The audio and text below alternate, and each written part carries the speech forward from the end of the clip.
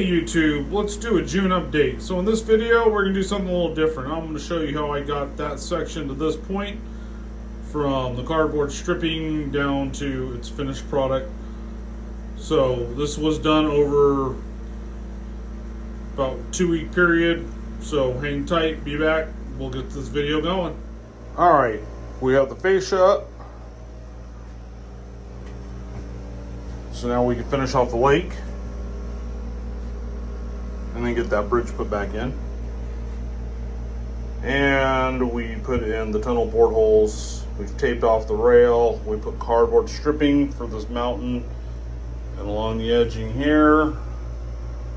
So hang tight, be back. We're gonna put some plaster cloth on this thing so it's nice and sturdy. Then we will do Sculpted Mold all over this and progress on this railroad. Okay, we got the plaster cloth on. I'm going to clean this up as soon as I get the Sculpted Mold put in.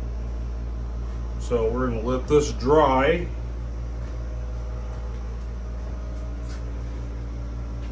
And then we'll Sculpted Mold it up. We'll come back, show you how it looks. So, hang tight. Alright, we got the Sculpted Mold down.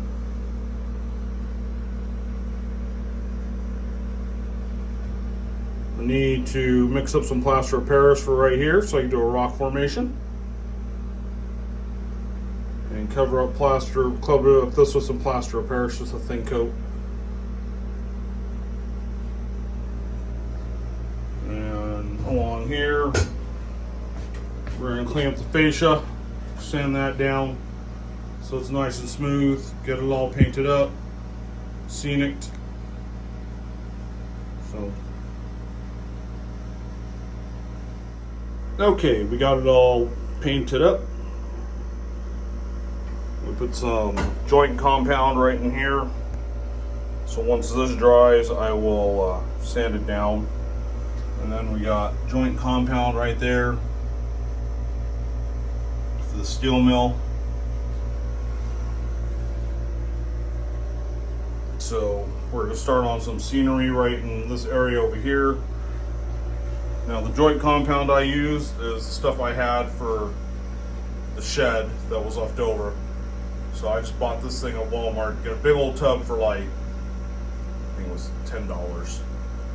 And I still have a whole bunch left. So anyway, we will scenic this up and then show you the end result. Alright, I got the ground foam on along with the dirt. Started putting some bushes, some rocks along here. Move over here. Got some trees, some bushes, some rock. So I just got to balance that up. Really liking the way that turned out. There's the pond, or the lake, I should say. So I just need to now touch up the lake.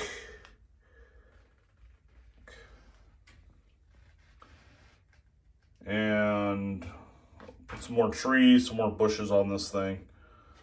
Call it done. So I said I used a joint compound and I showed you a bucket. And I just realized it's not joint compound. It was actually tile adhesive.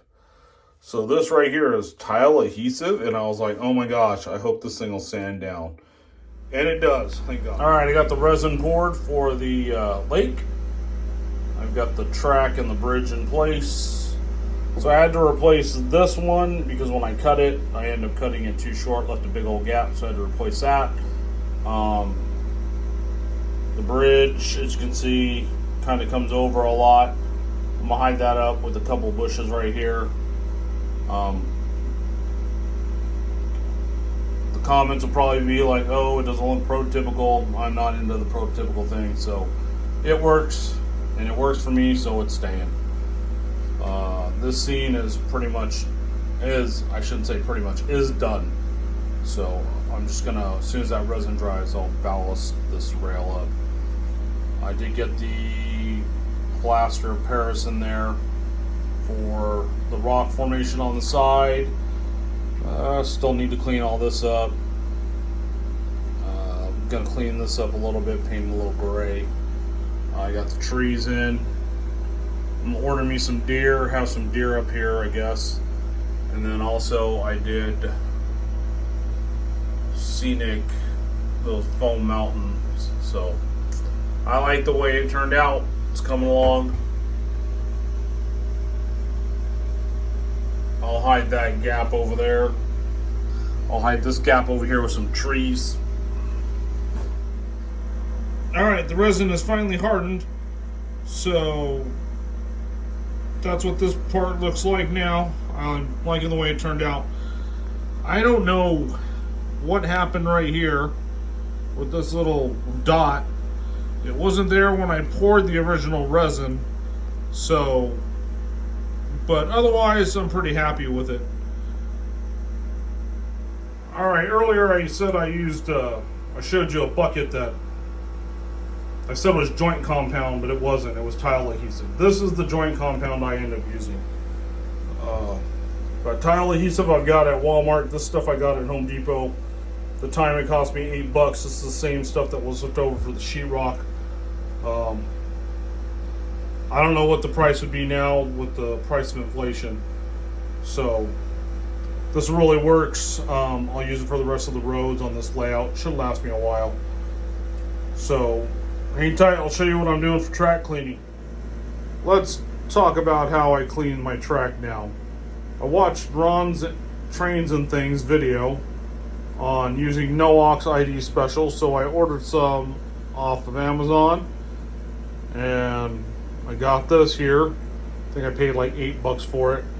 So in his video, he tells you how to go about cleaning the track, and let me tell you, once I did what he said, I mean, it just improved my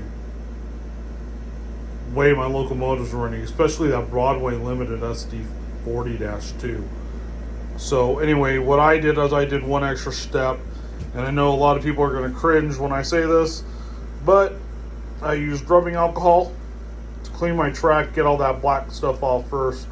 Yes, I know rubbing alcohol is a water-based product, but it evaporates, so I waited to completely dry.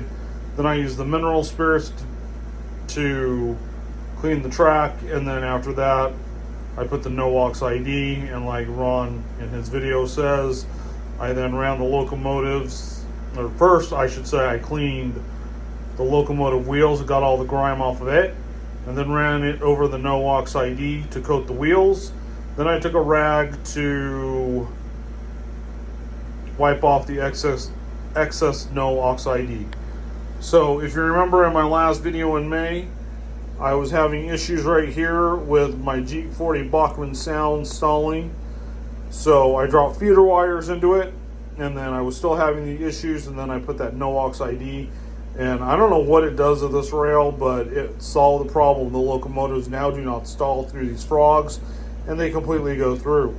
So, I mean, I'm sold on this No-Ox ID thing. So anyways, that's all I got for you on this month for June. July, I'm hoping to have the steel mill all set up, you know, painted. And anyway, if you haven't hit that subscribe button, hit the subscribe button, hit that like button. Thanks for watching my video. Enjoy all the comments.